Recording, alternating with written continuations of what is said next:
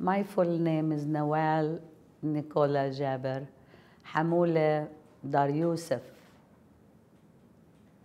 When and where were you born? I was born in 1946, October 25th, 1946, and I was born in Ramallah, Palestine. Please state your mother and father's full names. My mother's Maria Jaber Jaber. My father's name Saeed Boulos Jaber. Please state your grandparents' full names on both sides. Okay, my grandfather from the mother's side was Jaber Jaber, Jaber Salim Jaber, and my grandfather from the father's side was Boulos Jaber. We're all in the Jabers. Wait, you said both sides. Yes. Okay. What did your parents, father or mother, do for a living? My father was a taxi driver. My mother was a housewife. Do you have any personal memories of your grandparents? Oh my God, the best of my life. My grandmother, my dad's mother, was growing with her. The best ever, making us clothes, cook for us. She had a cow that she milked and bring us home the milk, and we make cheese, butter, and all that. That's how I was growing up in my grandmother's life. And your grandfather? My grandfather, I have no recollection. They had passed way before I was born even, yes. Tell us one of your most memorable stories you heard from your grandparents. My grandmother was, best memories of her going to where she planned the hamle, and we used to go and pick the olives and make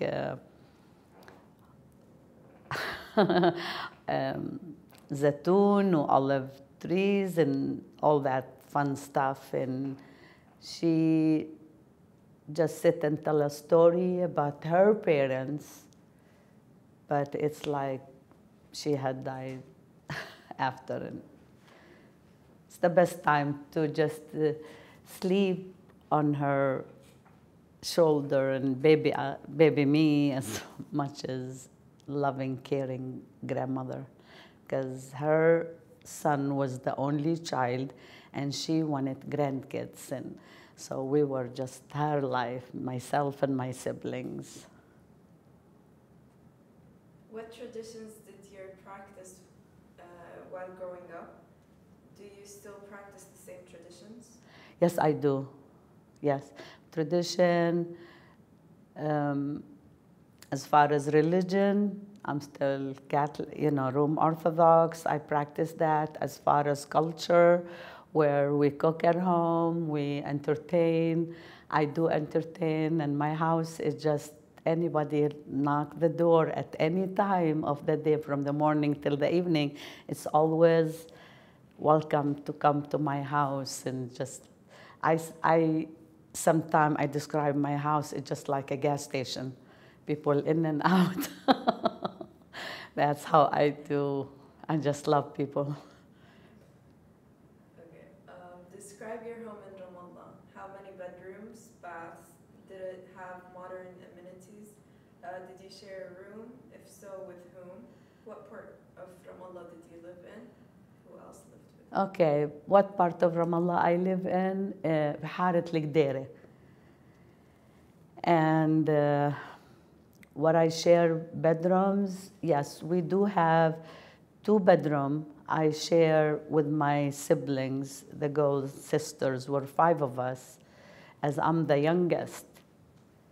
And facilities, it was, that I remember, it was nothing. Outside restroom out of the house. When we need to use the restroom, we used to go out and have a separate bathroom outside of the house. The inside, we just clean up ourselves, shower and stuff inside. We're very little.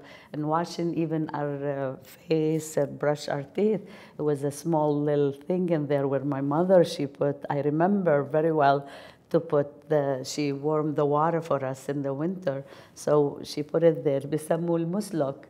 And we used to open it and wash ourselves. And the water goes underneath in a bucket, and we put it out in the garden. And that's it. It was fun olden days.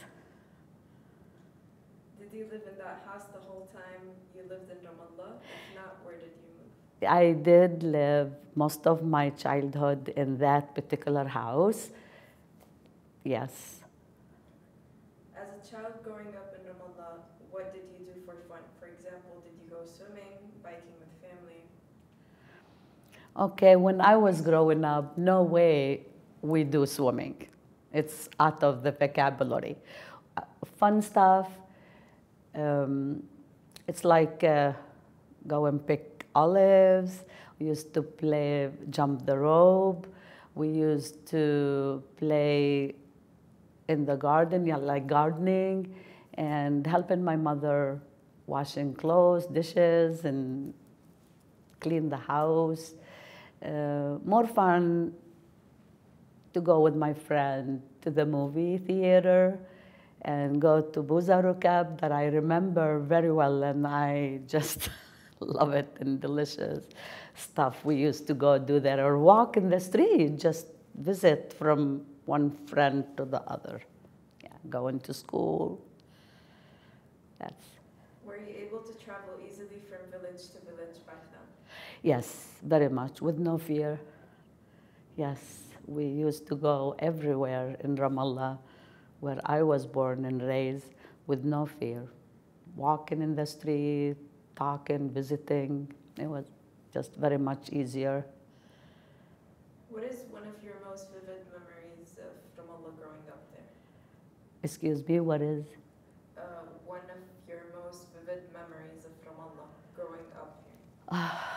A lot of them. The most is going to school, to Ramallah Thanawiyya, where carry the books. And oh my goodness, that I remember we were in a group of people where they teach us how to do all kind of activities. When King Hussein come and visit, and we used to perform for him, for Sheikh Jarrah, and it was the most hilarious thing. And go to Hotel Aude wearing the traditional clothes, and have the king and or the important people in the city to come and visit, and we kind of, what do you call, modern for them, how dress, the traditional dresses from my mother, and the shatwin, the shal, and all that fun stuff. When the Arab-Israeli conflict began, what were some of the immediate changes you experienced living in Ramallah? You know what? I want to be honest with you. I left the country before 1967 in April, that I have zero experience to that stuff. How long did you live in Ramallah during the conflict? I left way before the conflict at that time. But I came back and visit at 1984 and 1985.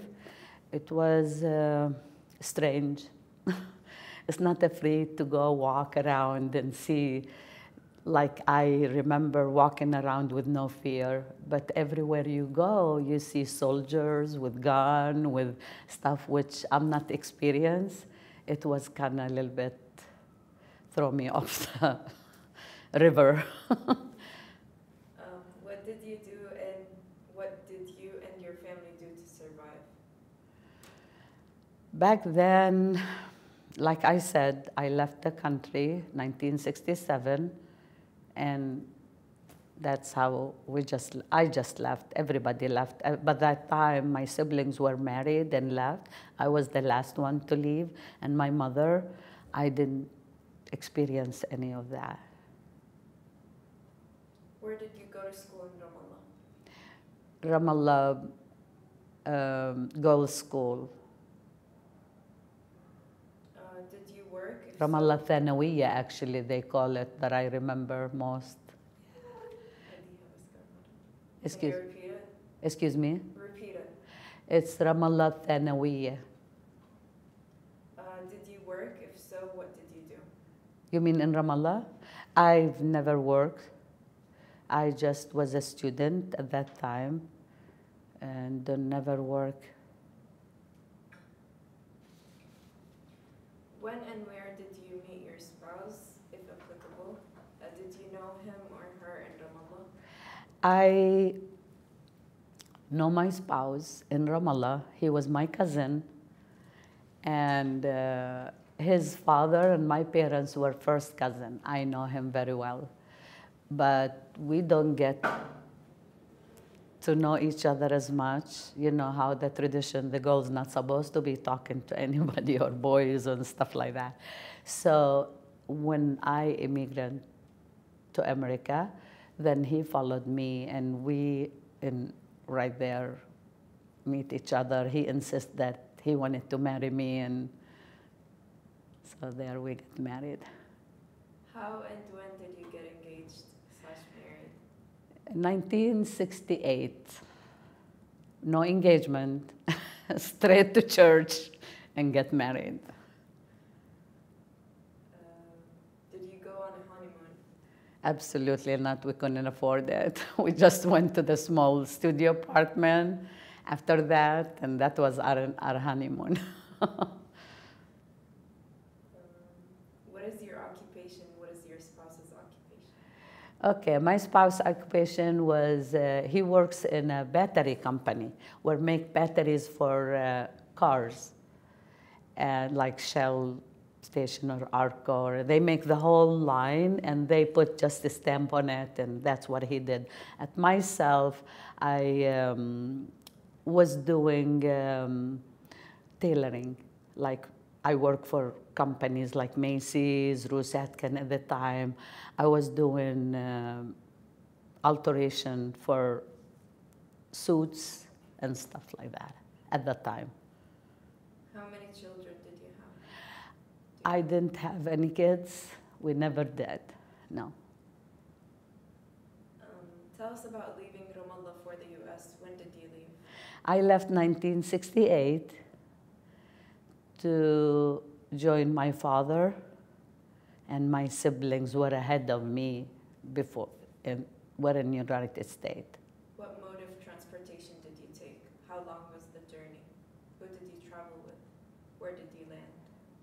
Okay, we Matar Kalandia at the time. We traveled with the aeroplane. We stopped at Lebanon for overnight, and from there take off to Houston, Texas. New York and Houston, Texas, I remember, where I meet my father in there. Yes. Who did you travel with? By myself. It was by myself. Do you stay there? If not, where did you settle? Well, I visited Houston, Texas for a while, but rest of the family, rest of my siblings were living in California, San Francisco, California. So I came to visit to San Diego and San Francisco, where my sister's in there with my father. And I decided, hey, I settled in the Golden State, and I stayed there. How old were you? I was about 20, 19, 20 years old. Describe your feeling the first time you landed in the U.S. Oh my goodness, that was the most scary feeling in New York City. When I hear someone on the intercom calling my name, and I kept looking around, who's calling my name? Apparently it was my father trying to tell me not to worry, he'll meet me at Houston Airport.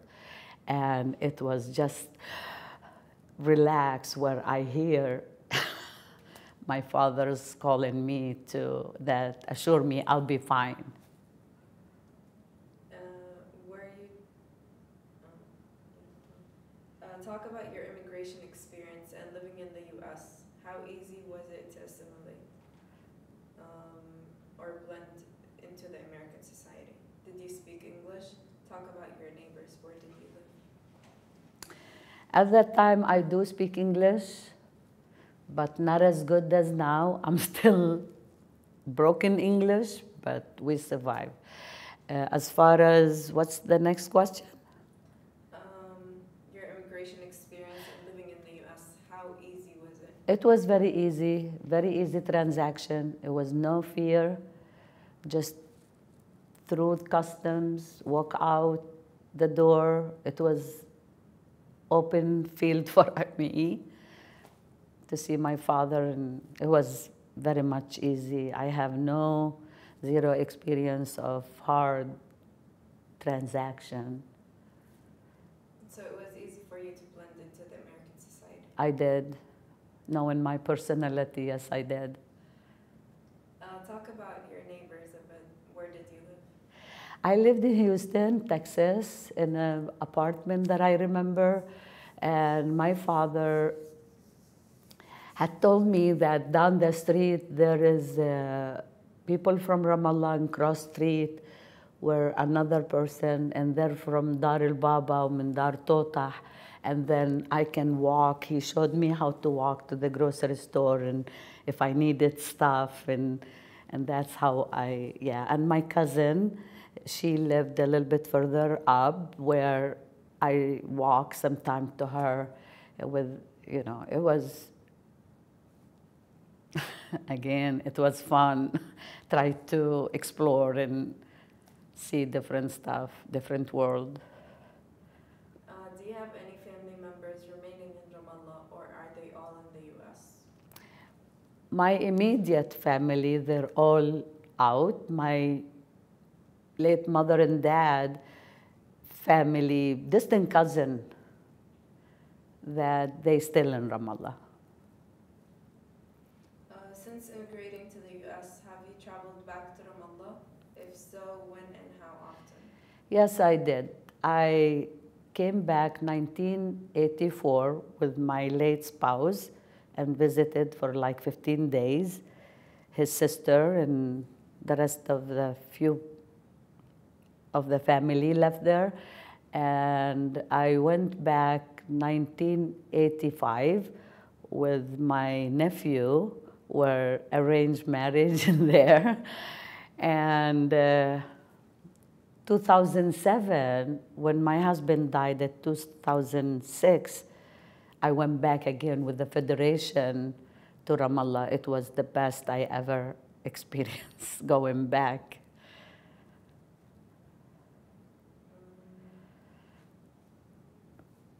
Describe how Ramallah feels to you since leaving.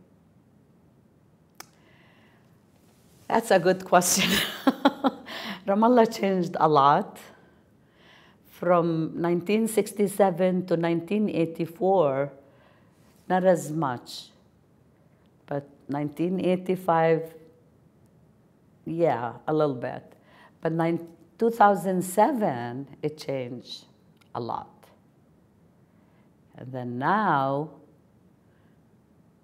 2018, my God, I have my eyes to the back. I'm confused. Ramallah is growing big time. It's like downtown Manhattan in New York. That's how I describe it. It's beautiful. Do you still stay in touch with people in Palestine? I do sometime, now and then, yeah. Through internet, Facebook, oh my God, telephones, yeah. The technology makes things much easier to connect. We're all everywhere, especially in Ramallah, yeah.